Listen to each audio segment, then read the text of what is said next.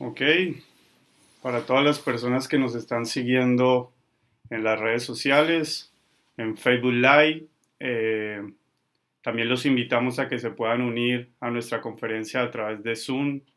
En las imágenes tenemos el ID, el 822-9511-4975. Cordialmente todos invitados. Vamos a comenzar este segundo Facebook Live de las videoconferencias que hemos estado planteando para profesionales de la salud, logrando tener grandes ponentes a nivel internacional. Para esta oportunidad vamos a comenzar nuestra videoconferencia con un gran invitado desde Nueva York, el señor George Contreras, al cual en pocos segundos vamos a darle la posibilidad de que esté con ustedes, podrán preguntarle y él nos va a hablar mucho acerca de cómo se está viviendo la pandemia desde la primera línea desde Nueva York. Así que a todos cordialmente invitados, compartan este Facebook Live en sus perfiles, en foros, para que más y más profesionales se enteren y podamos aprender y hacer una red bastante grande de conocimiento. Así que sin más preámbulo, vamos a darle la bienvenida a nuestro ponente, el señor George Contreras. George, ¿estás por ahí? ¿Podrías compartir un poco tu pantalla? Tu, ok. Hola, buenas tardes. Hola George, ¿cómo estás? Bien, muy bien, gracias por la invitación. Oh, qué gusto, de verdad. Es para nosotros todo un placer que estés, estés en esta videoconferencia, la cual muchas personas me estuvieron preguntando durante toda la semana eh, que si podían entrar a la clase y había mucho entusiasmo de conocer mucho acerca de lo que tienes para contarnos en esta oportunidad. Bien, George, antes de comenzar la videoconferencia, me gustaría un poco que nos pudieras contar quién es George Contreras. ¿Podrías contarnos un poquito de ti, de tu experiencia, de tu historia profesional?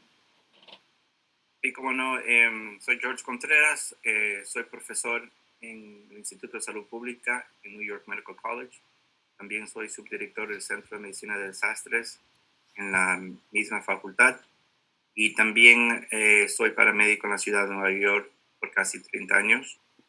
Eh, He estado trabajando en el servicio de emergencias médicas ya en diferentes partes de la ciudad.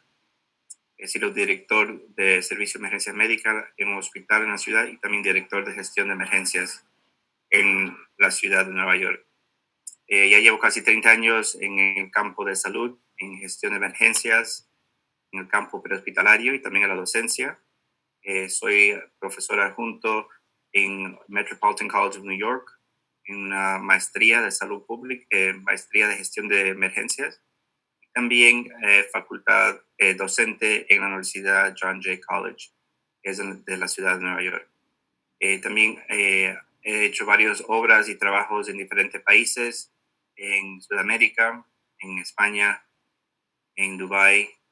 Y básicamente mi área de especialidad son el servicio de salud pública, eh, servicio de emergencias, desastres, gestión. Y creo que esto es muy importante con esta pandemia que obviamente está impactando a todo el mundo, desde poder compartir experiencias y poder ver de qué podemos aprender de cada uno de nosotros. Y desafortunadamente acá en la ciudad de Nueva York tenemos la suerte de ser el epicentro de lo que está pasando en los Estados Unidos. Entonces por eso quiero compartir. He tenido el gusto de visitar Chile con mis estudiantes hace varios años, después del terremoto y el tsunami que ocurrió en Chile. Y creo que es una buena manera de poder compartir.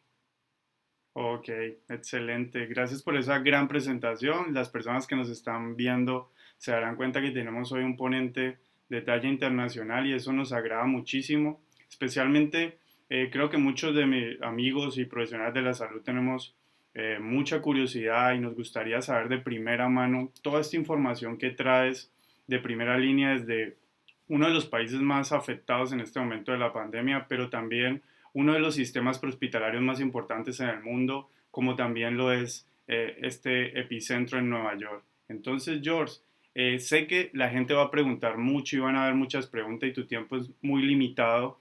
Me gustaría que, sin más preámbulos, pudieras comenzar, pudieras compartir tu pantalla y comenzar con tu ponencia. Si en algún momento vamos a tener alguna pregunta para ti, porque de verdad muchas personas ya me habían mandado preguntas previamente y estaban muy interesados en hacértelas, pero es más importante la ponencia que tienes para entregarnos. Así que, George, si Sí, es posible. no hay problema. Voy a hacer la ponencia y después sí, creo que sería una mejor manera de todas las preguntas si lo hacen por el chat y tú las filtras para Perfecto. así al final puedo contestar las preguntas y espero Bien, que durante la ponencia algunas preguntas ya estén contestadas. bien, ok.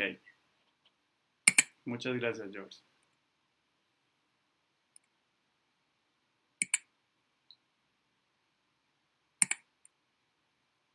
¿Ya ves mi presentación? Perfecta esta tu presentación. Perfecto, entonces buenas tardes a todos. Gracias a Omega Capacitaciones por la invitación. Es un placer poder compartir con oyentes de Chile y en toda Latinoamérica.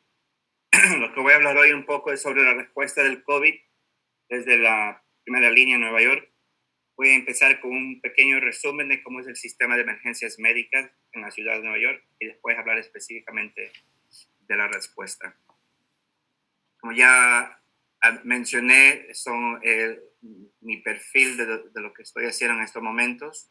Como pueden ver, en adicional de ser docente y paramédico, también soy instructor del NAEM en varios de los cursos, en casi todos los cursos, y también tengo 3 centros, soy coordinador en 3 centros de NAEM acá en los Estados Unidos, y soy instructor de AHA en el BLS, ACLS y PALS. Bueno, la ciudad de Nueva York consiste de 8.5 millones de personas de noche y llegamos a 12 millones de personas durante el día. Como pueden ver, tenemos casi 4 millones de personas que vienen a trabajar a la ciudad. En términos del SEM, del Servicio de Emergencias Médicas de Nueva York, consiste aquí en los Estados Unidos y específicamente en Nueva York de técnicos y paramédicos. En el 2018 tuvimos 1.8 millones de avisos, que sale siendo más o menos un promedio de 4.500, 5.000 avisos cada día. Y eso lo menciono porque vamos a hablar un poco después sobre qué es lo que pasó durante la pandemia. Aquí tenemos la ciudad de Nueva York. Muchas personas cuando escuchan la ciudad ven o hablan de Manhattan realmente. Y como pueden ver, la ciudad realmente consiste de Manhattan, el Bronx, Queens, Brooklyn y Staten Island. Son 5 condados o distritos y dentro de esos 5 condados es que consiste los 8.5 millones de habitantes. La ciudad propia de Nueva York es bastante pequeña, consiste de 518 kilómetros cuadrados. Obviamente es una área geográfica muy densa. Tenemos 56 hospitales dentro de la ciudad de Nueva York. De los 56 hospitales, 11 de ellos son hospitales públicos y el resto son hospitales privados.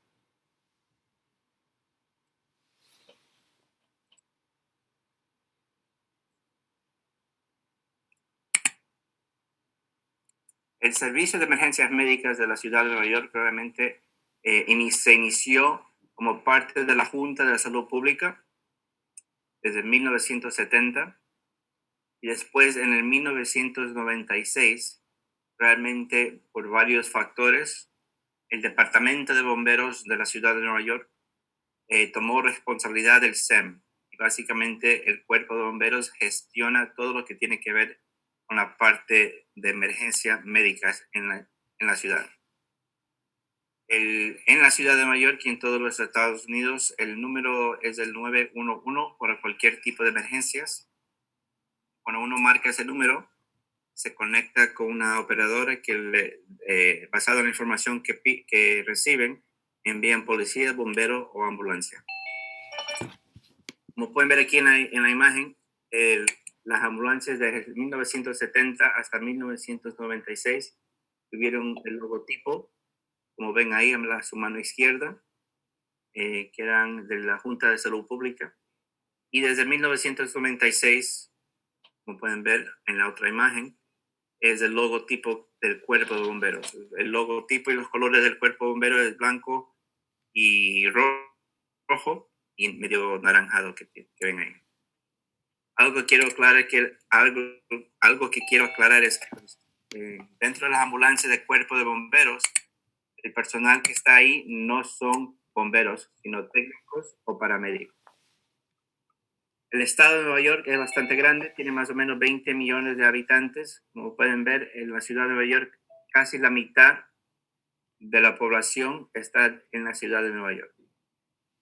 Y como ser paramédico dentro de la ciudad, también tengo que ser paramédico para el estado. Entonces, un paramédico que está certificado por el estado de Nueva York puede trabajar en cualquier parte del estado. Y es el Departamento de Salud del Estado de Nueva York que certifica a los técnicos y paramédicos, al igual que enfermeros y médicos. También es importante hacer que si yo quisiera ir a otro estado dentro de los Estados Unidos, fácilmente me homologan mi certificación con el Registro Nacional de Técnicos y Paramédicos del país. Dentro de la ciudad de Nueva York, algo que muchas personas realmente quizás no sepan, es que el servicio de emergencias médicas, aunque esté gestionado por el Cuerpo de Bomberos, el Departamento de Bomberos realmente no tiene la capacidad para proveer el 100% de los servicios. Entonces, ¿qué es lo que hacen? Hacen convenios con hospitales privados, de los cuales pueden ver aquí algunos de los nombres, y es una colaboración entre el Cuerpo de Bomberos y los hospitales que proveen el servicio de emergencias médicas a los residentes y habitantes de la ciudad. Entonces, de esa manera, el Cuerpo de Bomberos aporta un 65% de los técnicos y paramédicos y ambulancias, y los hospitales privados aportan un 35%. Dentro de esos 56 hospitales encuentran centros de quemaduras, de reimplantación de extremidades, de trauma, hiperbáricos y envenenamiento. Los avisos que entran al servicio, al despacho del 911, se categorizan en 9 prioridades, y dentro de esas 9 prioridades hay 52 categorías. Aquí pueden ver un ejemplo. Las prioridades, las más altas, la número 1, que sería un paro, una asfixia, y de ahí va bajando en gravedad. Las prioridades 2 y 3 son emergencias que amenazan la vida, y las prioridades 4 y 8 son emergencias que no amenazan la vida. Como mencioné, tenemos 9 prioridades. La 9ª prioridad es un caso de una persona que está ya confirmado muerto, y están simplemente llamando al 911 para que le dé un tiempo de muerto, un acta de defunción. Entonces, es una persona que está confirmado muerto, y no vamos a ir con ni luces ni sirenas, ese tipo de llamada.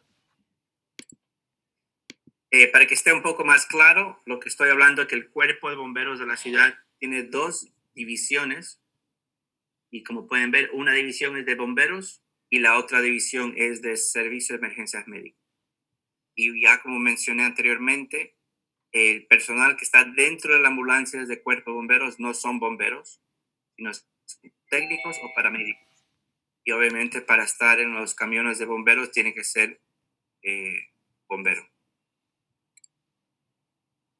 Aquí le pongo como ejemplo tipos de prioridades y ejemplos de llamadas para que se den cuenta qué son los recursos que se movilizan dependiendo del tipo de llamada. Donde ve la unidad que dice ALS, es una unidad de paramédicos, y donde ven BLS es una unidad de técnicos. Donde ven CFR es una unidad de bomberos, que como pueden ver en algunos tipos de prioridad de llamadas se despachan el Cuerpo de Bomberos para que puedan asistir. Esto, como pueden ver, un paro cardiorrespiratorio, una asfixia, Obviamente envían los paramédicos y también la unidad de técnicos y si están disponibles, la unidad de bomberos. Aquí en la ciudad de Nueva York, el cuerpo de bomberos, aunque es bastante grande, tiene 11,000 bomberos, la ciudad de Nueva York. La realidad es que realmente no existen tantos incendios dentro de la ciudad. Entonces, ¿qué es lo que pasa? Es que el cuerpo de bomberos tiene un gran porcentaje de avisos son para emergencias médicas, mucho más que para incendios. Entonces, fue uno de los convenios que hicieron cuando asumieron control el cuerpo de bomberos, es que iban a asistir a algunos tipos de avisos, como pueden ver aquí en esta imagen, en esta tabla. Me han escuchado hablar mucho de técnicos y paramédicos. Bueno, aquí voy a aclarar un poco el tema sobre qué significa cuando yo estoy hablando de técnicos y paramédicos. En los Estados Unidos, un técnico de emergencias médicas es una formación de 3 meses, más o menos 200 horas. En diferentes lugares llaman técnicos o tienen más horas de formación. Por ejemplo, en España le llaman el técnico de emergencias sanitarias, pero tienen 2,000 horas de formación. Pero dentro de los Estados Unidos, esto es lo que significa ser un técnico en los Estados Unidos. Aprenden diferentes tipos de información y conocimientos básicos, como ven ahí, RCP, movilización, transporte, oxígeno, y pueden administrar algunos medicamentos específicos, ya que tal que no sean invasivos. El técnico en los Estados Unidos no puede poner vías y no puede administrar la mayoría de los medicamentos que van a ver después, que sí puede administrar y poner un paramédico.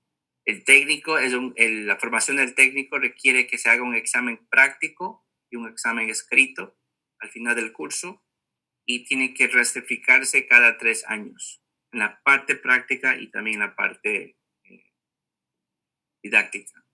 Estos son los medicamentos que un técnico puede administrar. Como pueden ver, no son invasivos. Una aspirina, naloxona, eso se administra intranasalmente. Oxígeno, adrenalina con autoinyector y salbutamol por un nebulizador. Cuando hablo de paramédicos en los Estados Unidos específicamente, se habla de una formación bajo un marco de un sistema prehospitalario donde el paramédico puede administrar medicamentos, puede intubar, poner vías intravenosas, intraóseas y administrar farmacoterapias, incluyendo también medicamentos son controlados, como la morfina, diazepam, lorazepam y midazolam. Tiene más o menos unas 2,000 horas de formación y las rotaciones clínicas que se hacen durante el programa de formación se enfocan a parte que puede ayudar al paramédico a tener la capacidad de hacer decisiones. La sala de emergencias, obviamente, gran parte de esa formación. El quirófano, en el quirófano es donde el paramédico aprende a intubar bajo la supervisión de un anestesiólogo. Área de sala de pediatría, sala de UCI, sala de psiquiatría, sala de parto, diferentes lugares que puede preparar al paramédico en diferentes situaciones. Igual que el técnico, la certificación es cada 3 años y tiene que ser un examen escrito y práctico. Una imagen de las ambulancias que tenemos en la ciudad de Nueva York. Por ejemplo, esta ambulancia es de un hospital, pero participa en el sistema de cuerpo de bomberos. Como pueden ver aquí, este logotipo en la puerta de la ambulancia indica que esta ambulancia es del sistema 911 y que está parte de la red de emergencias de la ciudad. En el interior, como pueden ver aquí, todos los medicamentos que tenemos están precargados. Es una manera que se hace para proteger al proveedor. Es lo mismo que están dentro del hospital. El medicamento que se encuentra realmente es un sistema que no se usa mucho agujas para prevenir pincharse el paramédico. Como pueden ver aquí está adrenalina, atropina, naloxona. Fácilmente se conectan a eso y no hay que usar agujas y previene la posibilidad de poderse pinchar de alguna manera. Es hecho realmente para proteger al paramédico, la enfermera o el médico que vaya a administrar el medicamento. Aquí están los sueros, como pueden ver. están en bolsas plásticas, no están en vidrio, como he visto en otros países que cargan el suero en vidrio. Y realmente aquí está nuestro kit de intubación. Como pueden ver, tiene todas las necesidades para poder intubar. Esto es un kit de adulto y pediátrico. Y obviamente esto es para aguantar después que está el tubo endotraqueal ya está puesto. Esto es para asegurar el tubo para que no se mueva durante el transporte. El interior de una ambulancia paramédica, como pueden ver, un poco diferente. No sé exactamente cómo, no me recuerdo en este momento cómo era el de Chile, pero aquí tenemos una desventaja muy grande y como pueden ver, no tenemos muy buen acceso a la parte derecha, al lado derecho del paciente, porque tenemos acá gabinetes y otras cosas. He visto en otros países donde está la camilla está en la mitad y hay acceso, que la persona puede ir de ambos lados. Una cosa que creo que deben tratar de cambiar. Como pueden ver, esta cama, el estándar aquí en la ciudad de Nueva York, tiene una capacidad de 295 kilos y es obviamente para poner un paciente crítico aquí y también igual podemos poner un paciente con esté acostado aquí o dos pacientes sentados también transportarlos si no están en estado crítico en caso de un desastre, un incidente con multivíctimas. Ahora hablar un poco sobre la respuesta específica al COVID desde la ciudad aquí. En términos de casos, esto está actualizado desde hoy. 5.2 millones de casos a nivel mundial y 338,000 casos de muertos, personas fallecidas. En Chile, Chile va por 82,000 casos y 806 muertos. O sea que, por lo que me he enterado recién, están empezando a haber mucho más casos y más muertos también. En los Estados Unidos vamos por 1.6 millones de casos y estamos a punto de llegar a los 100,000 muertos en el país como punto de referencia. Y desafortunadamente, como pueden ver aquí, el estado de Nueva York lleva 363 casos y 23,000 muertos.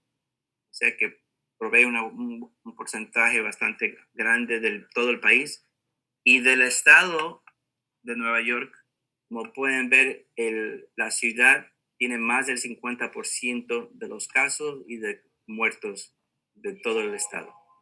Así que desafortunadamente, como pueden ver, aportamos una gran cantidad al estado de Nueva York y como pueden ver, el epicentro del país, en estos momentos estamos en la baja de la curva, hemos pasado la primera ola de la pandemia y esperemos que en poco tiempo podamos ver qué tal podemos prepararnos para la segunda ola que está obviamente pendiente.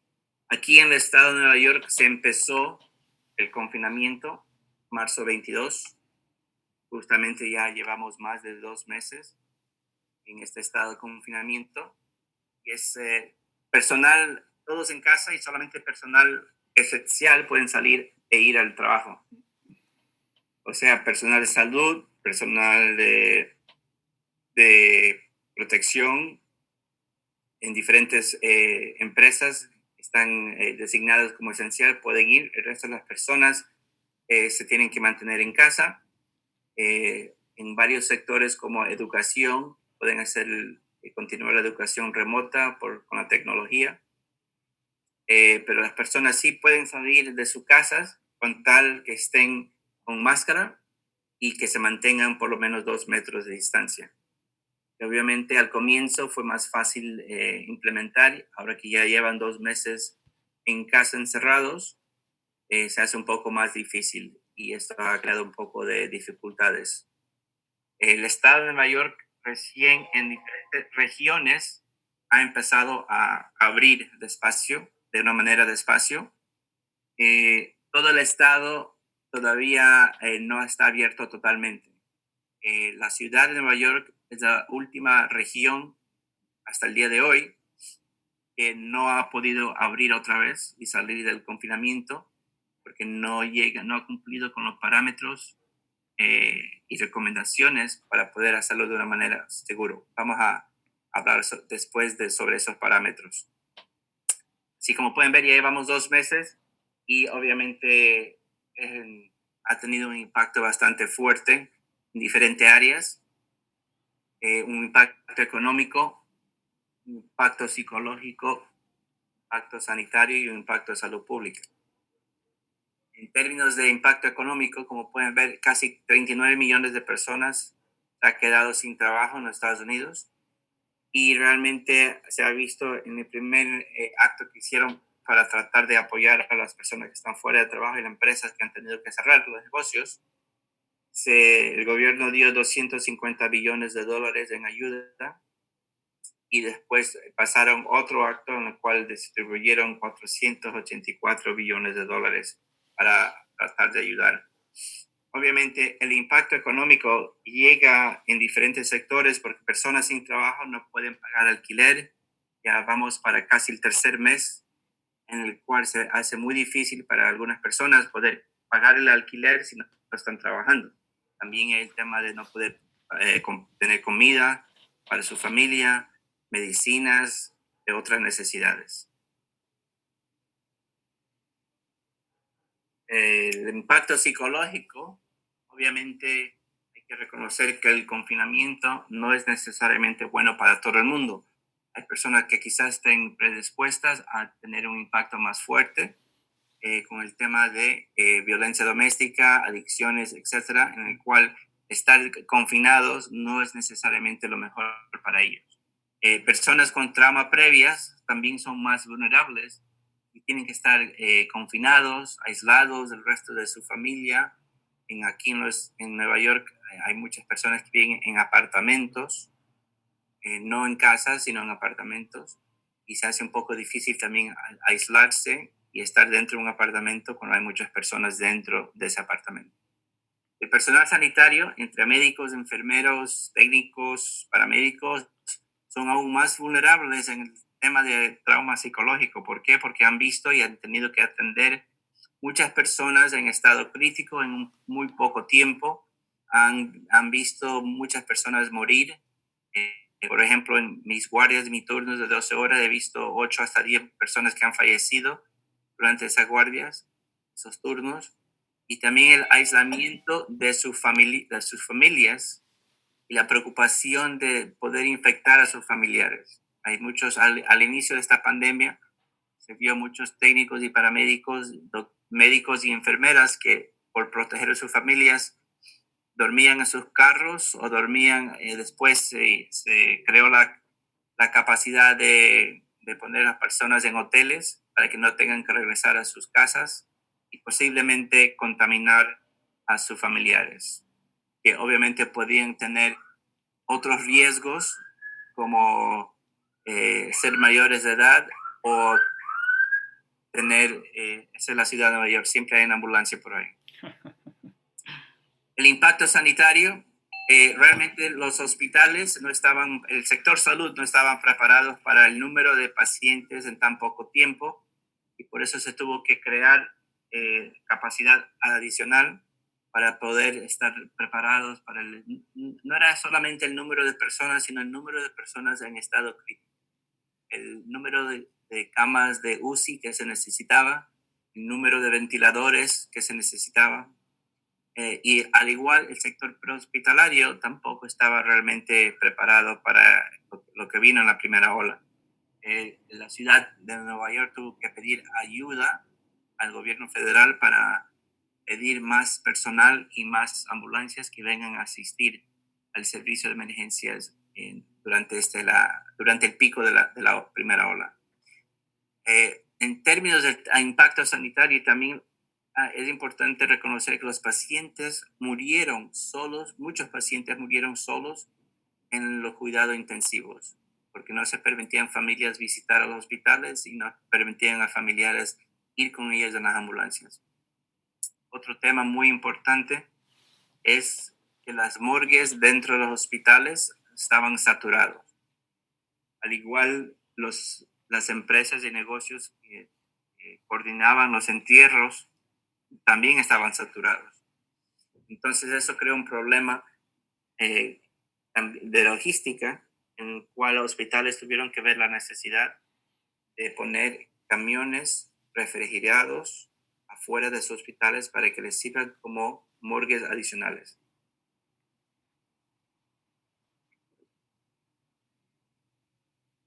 Como pueden ver aquí, desde marzo empezó a subir el número de hospitalizaciones y obviamente ya al día de hoy estamos en la parte baja de la curva. Hemos pasado el pico y esperemos que los números sigan bajos por mucho tiempo. Aquí, como pueden ver, esto es el número de muertos fallecidos cada día desde abril 2.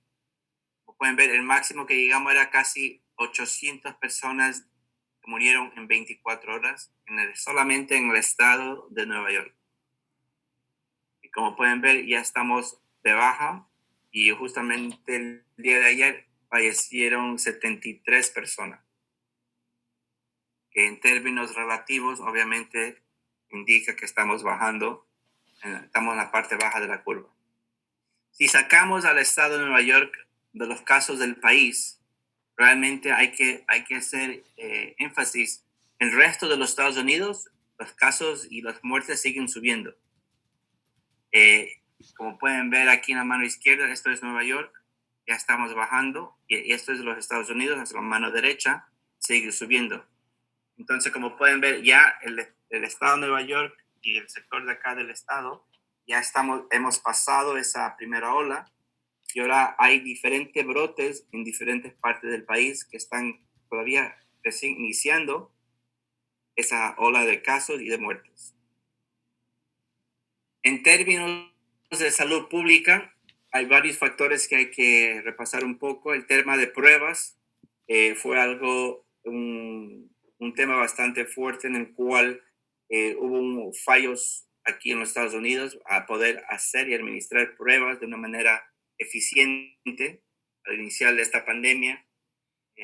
Hubieron retrasos con las pruebas que tuvieron acceso en febrero y marzo, y realmente se perdió mucho tiempo en recuperar la habilidad de poder hacer pruebas diagnósticos, que es la prueba que se hace por la vía nasal.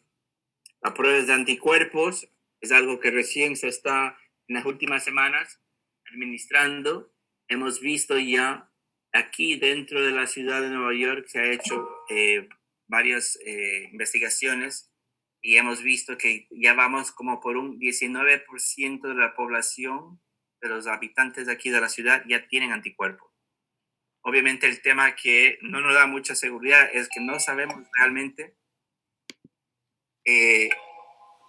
cuánto tiempo va a durar esta inmunidad que tienen las personas y qué nivel de inmunidad es necesario para prevenir una reinfección. Son temas que obviamente afectan la manera en cual podemos preparar de una perspectiva de salud pública para la segunda ola que puede venir. Es otra cosa también importante mencionar, que si las personas no toman las protecciones y recomendaciones que se han ofrecido y dicho, puede haber un segundo pico dentro de esta primera ola, simplemente basado en que las personas no se están protegiendo. En términos de medicamentos, quizás hayan escuchado la hidroxicloroquina. Obviamente hay varios estudios, investigaciones que se están haciendo sobre ese tema. Ningún medicamento está aprobado hasta el día de hoy para tratar al COVID. Medicamento de Remdesivir es un antiviral que existe y que se está usando de manera investigacional, varias investigaciones, con los pacientes que están sumamente críticos. Y es algo que está en investigación y no está aprobado al uso general todavía. Nada está aprobado hasta el día de hoy. En términos de vacunas, hay varias empresas que están dedicadas a la investigación y tratando de ver qué tipo de vacuna pueden crear. Realmente no se predice que va a haber ninguna vacuna disponible para el acceso público hasta más o menos después del 2021. y esto es ya de una manera acelerada que se están haciendo varias pruebas, varias investigaciones de vacunas.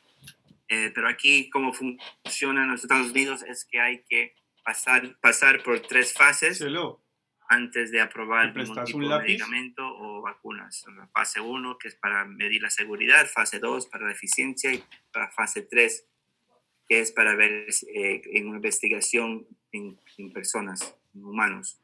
Y realmente hay varias empresas y instituciones que están en diferentes fases de la investigación con vacunas, y obviamente eso toma tiempo para hacerlo eficientemente Está bueno, y ¿no? hacerlo correctamente. Y por eso no hay nada por el momento que está aprobado y va a durar un buen tiempo.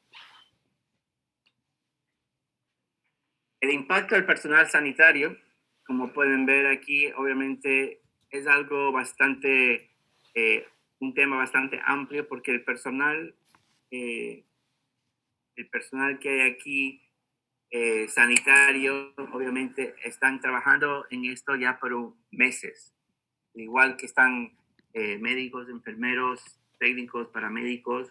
Obviamente es un evento de larga duración, es algo que se va a seguir por meses y como pueden ver no es algo que va a ser de poco tiempo. El estigma para pedir ayuda todavía existe, aunque sean bomberos o policías, médicos, enfermeras, paramédicos, y eso es algo que estamos tratando de mejorar y crear más recursos disponibles para poder ofrecer esos servicios al personal. Hemos tenido lamentablemente un técnico aquí de la ciudad y una doctora que era jefe de urgencias que se suicidaron hace unas pocas semanas, y eso es un tema que ha llamado mucha la atención al tema de salud mental dentro de esta pandemia, el contexto de la pandemia. Como mencioné anteriormente, el número de avisos por lo normal llega a un promedio de 4.500 a 5.000 avisos. Y esto le pongo aquí para que se den cuenta, cuando llegamos al pico en la ciudad de Nueva York, llegamos hasta 7.253 avisos en 24 horas y eso fue el 30 de marzo. Obviamente, esto influye mucho la respuesta a la comunidad. Digamos, en marzo, durante estos tiempos, el tiempo de respuesta era más largo. Tenemos ya personal que estaban enfermos, estaban en sus casas o estaban en el hospital, algunos que están hospitalizados y desafortunadamente ya tenemos algunos también que han fallecido. Estos son los camiones que mencioné que son de refrigeración y estos camiones sirven como los morgues adicional para cada hospital. Y por dentro, aquí de esta manera se colocan a los fallecidos. El camión tiene una capacidad de 50 personas. Y durante el pico de la pandemia era un recuerdo frecuente de ver estos camiones en las partes cerca de los hospitales y saber que obviamente ese hospital estaba con muchos muertos dentro de su servicio.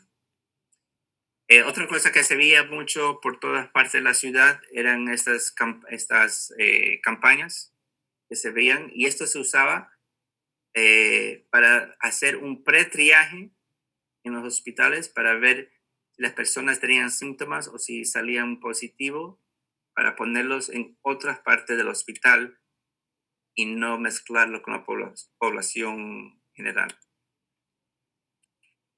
Otra realidad que tenemos todavía aquí en la ciudad de Nueva York es de las muertes, el número de las personas que han fallecido, el 34% de las personas que han fallecido han sido latinos, aunque consisten en un 29% de la población. Así que por diferentes razones, factores, la comunidad latinoamericana ha sido desproporcionadamente afectado por este virus y se está viendo en diferentes sectores y vecindarios en la ciudad. Uno de los temas que mencioné anteriormente es que el Servicio de Emergencias Médicas tuvo que pedir ayuda al Estado, al gobierno federal, y de esa manera activaron un convenio que tenía un plan de contingencia en el cual vinieron ambulancias, 250 ambulancias y 500 técnicos y paramédicos de fuera del estado, o sea, del resto de los Estados Unidos, y vinieron a ayudar, a apoyar durante el pico de esta pandemia. Y fue muy interesante ver, obviamente, ambulancias de otros estados trabajando con nosotros, transportando a pacientes, y obviamente también tuvimos la oportunidad de convertir un centro de convención en un hospital, y también tuvimos un barco militar que vino y creó 1,000 camas más. Desde marzo también vimos un cambio de los protocolos que tenemos aquí en la ciudad. Por ejemplo, la intubación, en la cual hacemos durante un paro cardíaco. Si no era necesario hacer la intubación, podíamos hacer CombiTube o KingTube para evitar el riesgo más alto para los paramédicos en el momento que estamos intubando. También hicimos un esfuerzo de reducir el número de personas haciendo RCP.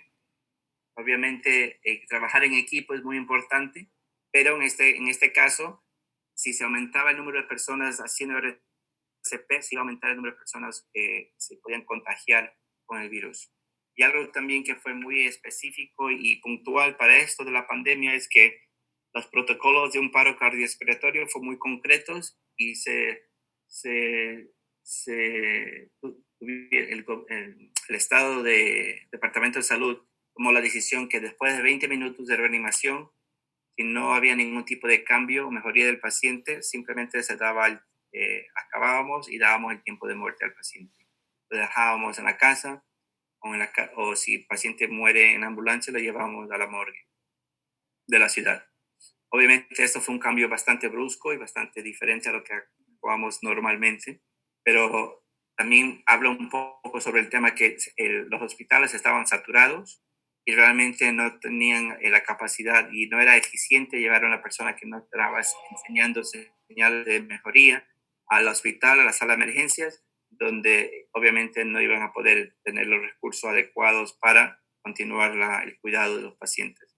También era durante el pico de esta pandemia, si la persona la persona que llamó al 911 no tenía síntomas graves, se recomendaba que el paciente se quede en casa, se sigue monitoreando. Y también otro que ya mencioné, que no se permitía acompañantes ni en la ambulancia ni al hospital, a no ser que sea un menor de edad y se necesitaba un pariente. El tema de RCP, como mencioné, es una situación de muy alto riesgo, con las compresiones, con la intubación, con poner vías. En varios casos nos dimos cuenta que pacientes esperaban hasta el último minuto para llamar al 911 y habían diferentes razones por las cuales pacientes no querían llamar o tenían miedo de llamar. Algunas de esas razones eran razones que tenían dudas por su estatus legal, que fue algo que realmente se hizo un esfuerzo en tratar de enviar un mensaje a la comunidad que eso no tiene nada que ver si tienen una emergencia médica. Y también tenían mucho miedo de ir al hospital porque pensaban que si no tenían la enfermedad, el virus, iban posiblemente a adquirirlo en el hospital. Y eso también creó un poco de pánico y miedo en ese momento. Lo que es importante anotar es que los pacientes que vimos durante esta pandemia realmente se descompensaron bastante rápidos. Y también obviamente no tenían una tasa muy baja de recuperación después que entraba un paro cardiorrespiratorio. Desde junio, el próximo lunes, ya hemos pasado el pico, ya hemos desactivado todos los protocolos de desastre y regresamos al tiempo pre-COVID aquí en la ciudad de Nueva York. Así que desde el 1 de junio estamos dando la fecha oficial que regresamos a lo que era antes. Este pasado fin de semana fue feriado aquí en los Estados Unidos, marca el inicio informal del verano en los Estados Unidos y varias playas estaban abiertas y obviamente hubo un problema porque se vio muchas personas que fueron a las playas y no habían el uso de mascarillas y la distancia física no se veía mucho y eso creo que va a crear un problema bastante serio en el contexto que dentro de un poco semanas vamos a ver un aumento de casos otra vez. Esta es la realidad, lo que está pasando acá. Como pueden ver, imágenes de personas este fin de semana. Una señora con su mascarilla en el codo porque estaba hablando en su celular. Y estas son las imágenes en los parques. Aquí el Parque Central.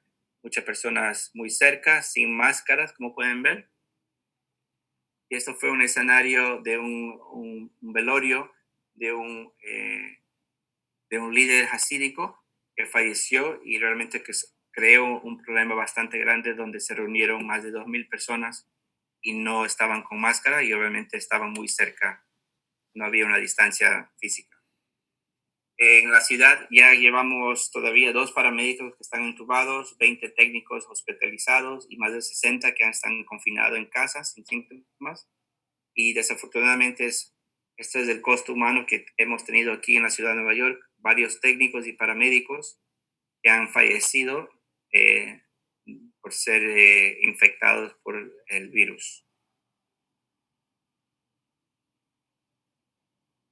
Una imagen de un autor y bombero y paramédico de Canadá que quizás hayan visto en varias redes, que se dedica a crear imágenes de momentos difíciles en el campo de bombero, policía, paramédicos y diferentes otras áreas. Creo que muestra un poco la frustración que tenemos en trabajar en esta área, que ha sido tiempos bastante difíciles y creo que tenemos que prepararnos para ayudar a nuestros colegas en estos momentos difíciles. Ahora, para reabrir en los diferentes lugares que están en confinamiento, obviamente es una balanza entre economía y la salud pública. Estos son los parámetros que había mencionado, que en los Estados Unidos son 7 parámetros que tienen que cumplir para poder abrir otra vez esa región. Los parámetros son disminución de hospitalizaciones por 14 días consecutivos, disminución de muertos, hospitalizaciones nuevas, o sea, 2 por 100,000 habitantes, no pasar ese número, y capacidad de camas en hospitales, tiene que tener un 30% disponible por si se aumenta la ola otra vez y hay muchos más casos. También la capacidad de camas en UCI tienen que tener un 30% disponible. Capacidad de pruebas, tienen que tener la capacidad de hacer 30 pruebas por cada 100,000 habitantes. Y la capacidad de investigadores, son personas que van a investigar. Cuando una persona sale positiva, le hacen una entrevista, tratan de averiguar la información de los contactos de esa persona para tratar de restringir y identificar a la persona que puede estar infectada. De las 10 regiones que tenemos dentro del estado, 7 cumplieron hasta el día del domingo y ya 2 más cumplieron hasta ayer, y la ciudad de Nueva York es la única que todavía no cumple con todos. Se piensa que quizás a finales de junio estén listos para abrir otra vez. Quizás, si cumplen con todos esos parámetros. Los parámetros que no han cumplido hasta el día de hoy son en términos de número de hospitalizaciones, no está a un nivel que está adecuado, y la capacidad de camas en un hospital y la capacidad de camas en UCI todavía no llega a un nivel que está seguro de poder abrir. El futuro todavía no sabemos lo que traemos porque hay mucho de lo cual no sabemos de la enfermedad, de cómo funciona, cómo actúa, en términos de las vacunas, en términos de los anticuerpos. Hay muchas preguntas que todavía no sabemos respuestas. No sabemos si los anticuerpos que nos demuestran los exámenes va a durar mucho tiempo. No sabemos realmente porque ya llevamos solamente 4 o 5 meses con 4 meses en los Estados Unidos y más en el mundo, pero aquí realmente llevamos 4 meses con estar enfrentando esta pandemia y no sabemos si los anticuerpos van a durar 6 meses, si van a durar 1 año, 2 años, no se sabe. Realmente no se sabe. Y esto puede ser un futuro muy cercano en el cual podemos estar aislados. Realmente es un problema difícil porque vemos que con el tiempo la gente se frustra de estar encerrados y confinados y obviamente quieren continuar sus vidas, pero es algo muy difícil porque obviamente hay que estar pendiente. Han hecho investigaciones y han visto que hay un 30%, 35% de las personas infectadas que no tenían síntomas. O sea que el 35% de las personas han tenido síntomas y ni se han dado cuenta. O sea que es un peligro si están dentro de la comunidad y no saben y posiblemente pueden contaminar o a infectar a otra persona. Y en varios países ya como pueden ver ya han tomado medidas para tratar de afrontar esta situación. Como pueden ver aquí un poco de aislamiento en los restaurantes, pero va a ser bastante difícil. Hay que hacerlo con mucho cuidado y tratar de ver que lo que estamos haciendo ahora, esos actos van a tener resultados que vamos a ver después de 2 o 3 semanas. Así que tenemos que recordarnos eso y tratar de mantener eso en nuestras cabezas. Por mí, esto es todo. Espero que le haya servido un poco la información. Aquí está mi correo. Eh, Estoy dispuesto, tengo un poco de tiempo para contestar algunas preguntas que quizás haya enviado a José por chat y así podemos ver qué le puedo dar información. Bien, Muchas George, gracias a todos. qué buena presentación. Oye, George, excelente presentación. Es posible que dejes de compartir un poco tu pantalla para que te veamos en video en la conferencia. George, sorprendido, una presentación asombrosa. Tus datos nos muestran que, wow, Nueva York ha sufrido muchísimo. Especialmente veo que estos datos que nos golpean a los que estamos en primera línea en los servicios prehospitalarios de emergencia son muy, muy grandes. Veo que tienes amigos muy cercanos en esta primera línea que están infectados o que fallecieron. Entonces, George, te damos gracias, excelente presentación. Ya tenemos algunas preguntas. Voy a comenzar con una pregunta, George, porque sé que tu tiempo es muy corto. Gonzalo de Navidad nos dice, dentro del personal contagiado, ¿tuvieron algún brote entre los equipos? Y si saben cuántos se contagiaron por contacto directo con los pacientes, si pueden sacar ese porcentaje. No, realmente no, porque como saben, desde el comienzo eh, hay que recordar que obviamente con esto 35% de porcentaje que las personas están asintomáticas y realmente nosotros estamos tratando en 12 horas, digamos, con 10, 12 pacientes y la mayoría de ellos o eran positivos, ya sabían que eran positivos o estaban con todos los síntomas. Realmente no se podía identificar de cuál paciente esa persona se infectó. Entonces, obviamente nosotros estamos trabajando con la meta de que todos están infectados, obviamente, y tenemos que cuidarnos con precauciones universales. O sea, las precauciones que tenemos ahora son las gafas de protección, las batas, los doble guantes y las máscaras.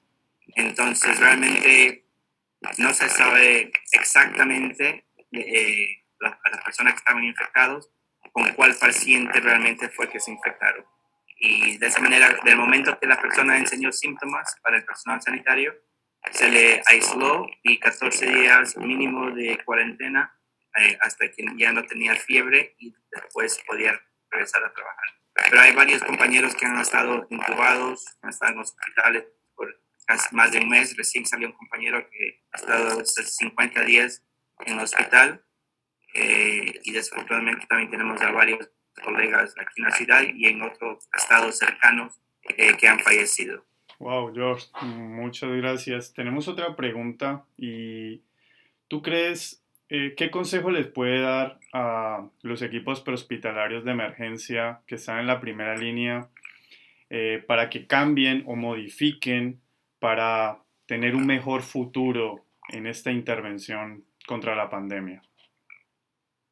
Bueno, algo que hay que ser muy claro es que deben tomar todas las medidas necesarias para protegerse y tratar de minimizar el contacto con cualquier persona que sea paciente. Acá lo que hicimos también es, obviamente, cambiamos un poco el algoritmo de cómo asistir a un paciente. Lo que hicimos es, aquí somos equipo de dos, ¿no? Entonces, una persona está conduciendo y la otra persona.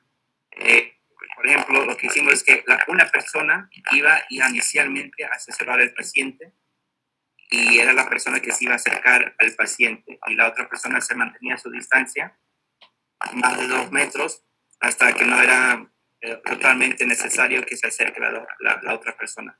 De esa manera, por lo menos, se limitaba un poco el número de personas que estaban en acceso directo al paciente. Realmente hay que tratar a todo el paciente como que puede ser infectado y tomar todas las precauciones. Con el tema ahora que recientemente se ha confirmado que hay un 35% de los casos que son asintomáticos.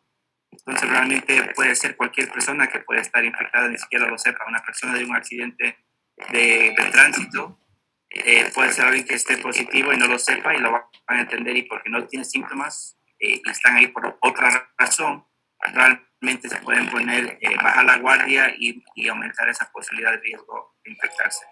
Y también la importancia de desinfectar después de cada paciente todo el material, todo el equipo, la ambulancia, todo realmente desinfectar para estar seguro que no haya ningún tipo de contagio. Obviamente se puede transmitir esto si está en una superficie por diferente tiempo, así que por eso hay que desinfectar para cada paciente, tomar todas las medidas de protección, como que si todo el paciente tiene COVID, y de esa manera poder protegernos. Hicieron otra investigación y vieron que en el personal sanitario la tasa de infección es menos que la población en general. Como mencioné, en la ciudad de Nueva York hay un 19% de las personas que ya tienen anticuerpos. Hicieron también investigaciones en otro personal hospitalarios de salud y llevan un porcentaje, el 11% del personal tiene anticuerpos y que menos que la población general, así que demuestra que las medidas de protección sí funcionan y es lo único que por el momento nos puede ayudar durante esta pandemia. Tú, George, acabas de mencionar algo interesante y es que la limpieza de la ambulancia. Acá en Chile ese tema ha sido bastante contradictorio. Los equipos están un poco preocupados. ¿Qué experiencia han tenido ustedes? Es decir, en la limpieza de la ambulancia, ¿lo hacen ustedes mismos o existen empresas especializadas que van y limpian con algún material especial, amonio cuaternario, cloro, entre otras? ¿Cómo lo hacen? Hay ambas cosas. Hay empresas privadas que hacen eso, pero realmente en el sistema de emergencia médica, cada equipo está desinfectando sus ambulancias. Perfecto. Las empresas realmente lo están haciendo en oficinas, en otros lugares que no son ambulancias, pero realmente cada equipo, después de cada aviso, desinfecta las ambulancias, el equipo que usó, toda la parte de atrás de la ambulancia, la camilla, la silla, lo que sea, todo, cada equipo. Por eso también cada aviso, cada llamada dura un poco más, porque también hay que desinfectar y eso toma tiempo después de cada aviso. Es muy importante el tema de desinfección. Obviamente es como cualquier otra material biológico, ¿no? Se tiene que desinfectar para poder continuar y proveer el servicio. Obviamente si hay un aviso con un paro cardiorrespiratorio, va a haber más probabilidades que hay contaminación, y por eso hay que tomar mucho cuidado en cualquier tipo de caso, pero obviamente en los casos en donde hay un riesgo más alto, tienen que tener en mente eso, que hay que desinfectar después de cada aviso. Y algo que obviamente lo hacemos como seres humanos es que nos tocamos mucho las caras, ¿no? Sí. Así que, aunque no, en adición a todo lo que hacemos, siempre lavarse las manos frecuente con jabón, si no es jabón, con gel, con alcohol, por lo menos 60%. Y cuando están trabajando, usar las mascarillas respiratorias de N95 con un paciente.